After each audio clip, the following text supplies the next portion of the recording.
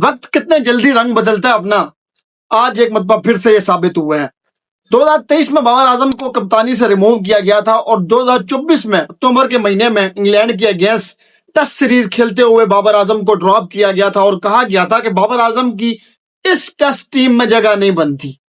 आज वही Babar Azam best option के तौर पर कप्तान बन के पाकिस्तान की टीम में आया है। 2024 में इंग्लैंड के अगेंस्ट उसको ड्रॉप किया गया था और कमरान गुलाम को उसकी जगह मौका दिया गया था। टेस्ट मैच में कमरान गुलाम ने परफॉर्म भी किया था, लेकिन आज पाकिस्तान क्रिकेट बोर्ड को कोई और प्लेयर नजर नहीं आया जो इस कैलिबर का होता, जिसमें ये क्वालिटीज होती कि वो पाकिस्तान क्रिकेट को रिप्रेजेंट कर पाता है इंटरनेशनल लेवल पे, स्पेशली टेस्ट क्रिकेट में। उनको एक मतलब फिर बाबर आजम नजर आया है। मैं बाबर आजम पे बात करूंगा पहले, फिर उसके बाद स्क्वाड पे बात करूंगा।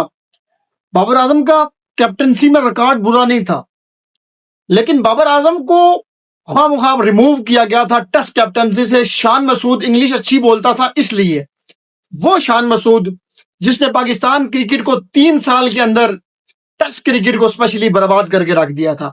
16 मैचेस 4 जीते, किस तरह जीते आपको ही पता है, मुझे ही पता है।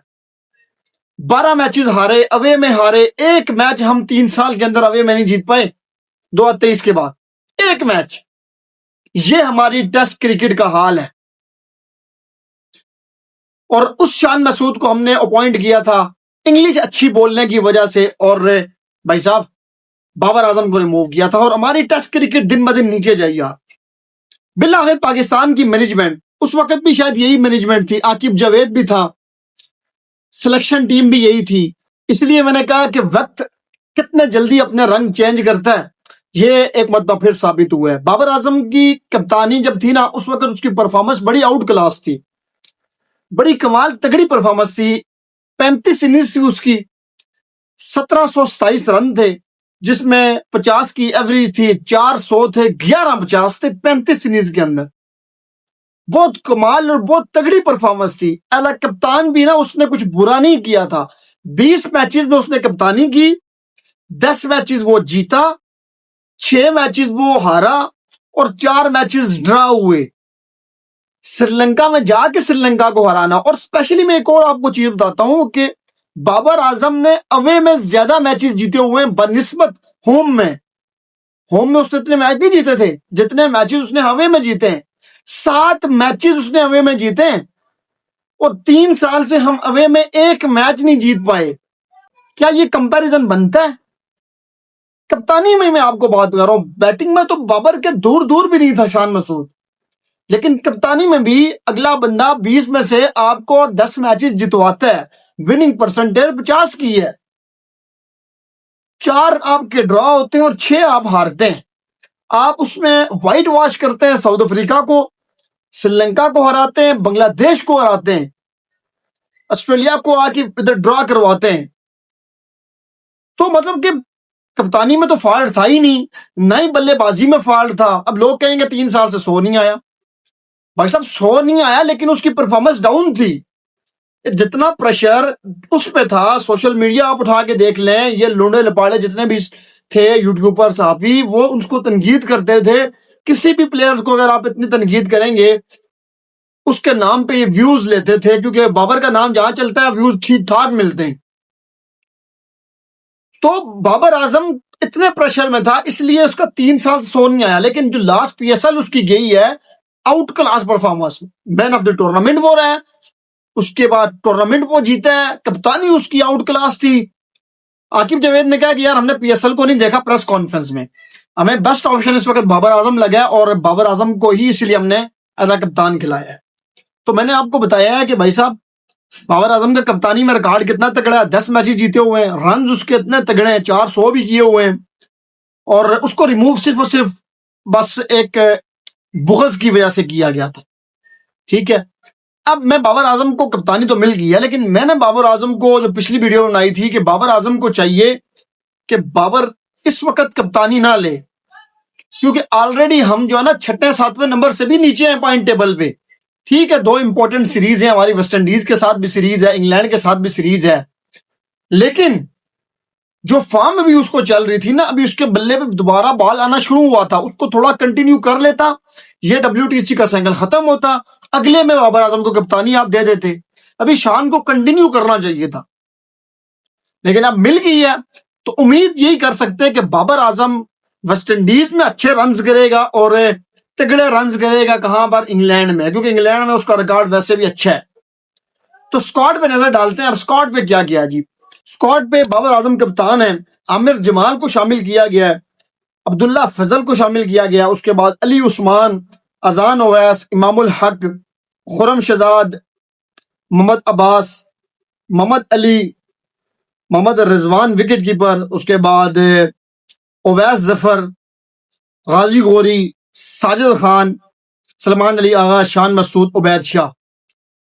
शुक्र है कि इसमें हमारा premium fast bowler so called eagle अपने आप को कहने वाला वो नहीं, जिसने हमें बेइंतहा टेस्ट मैचेस हराए, वो इस स्क्वाड में नहीं है। बॉलिंग में अगर मैं बात करूं सबसे पहले, तो बॉलिंग में, फास्ट बॉलिंग में हमारे पास एक ऐसा बॉलर नहीं है जो 150, 145, 140 से अबव बॉल कर सके।